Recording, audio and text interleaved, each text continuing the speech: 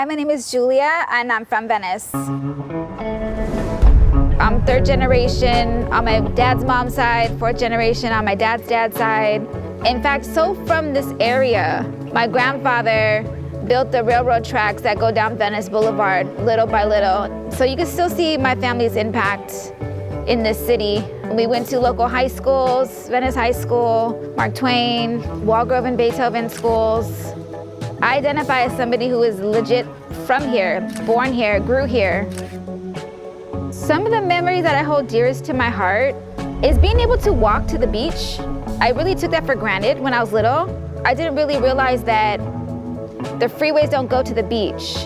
So you can only really get to the beach easily if you're from a specific area in LA. And I didn't realize then that that was the beginning of gentrification.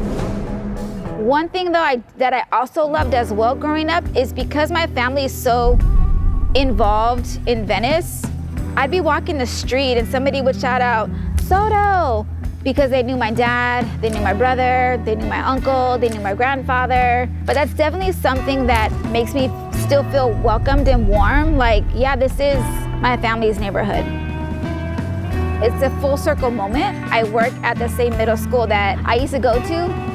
So when I thought about like what I could have used back then, like who I could have turned to, that was my main draw to go back to where it started for me. I do tell them what was here before. So I kind of try to relate to them as far as what I can to let them know that yeah, things are different, yes, but things are still the same. And the more we recognize that we have earned our spot here and that we're from here, I think that that attitude can be extended and they can feel ownership as well and they don't feel like they don't belong.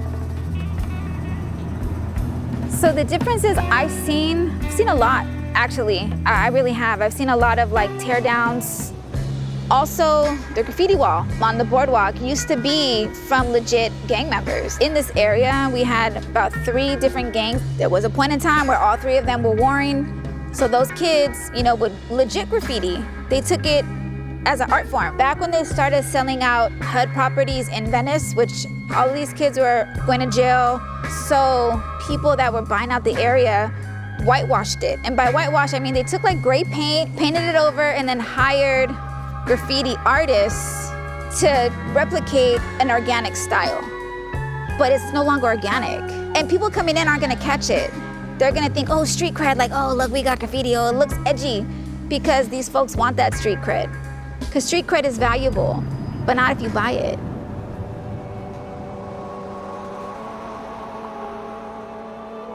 We've never said you don't belong here. It wasn't until that mentality was forced upon us from an outsider. I feel like nobody from here, like legit from here, wants to exclude anybody. Because like I said, when I was growing up, this is where everybody would immigrate to or come from.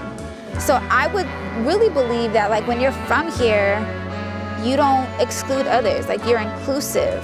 Everybody belongs. There's people that have come here and have had like violent methods of removing us by way of weaponizing the police, by way of weaponizing their crocodile tears, and because they paid to be here, then they deserve to be here. This is the beach. How do you colonize the beach? Like how do you say, no, you can't come? Like it's a natural resource that's gonna be here long after we're gone.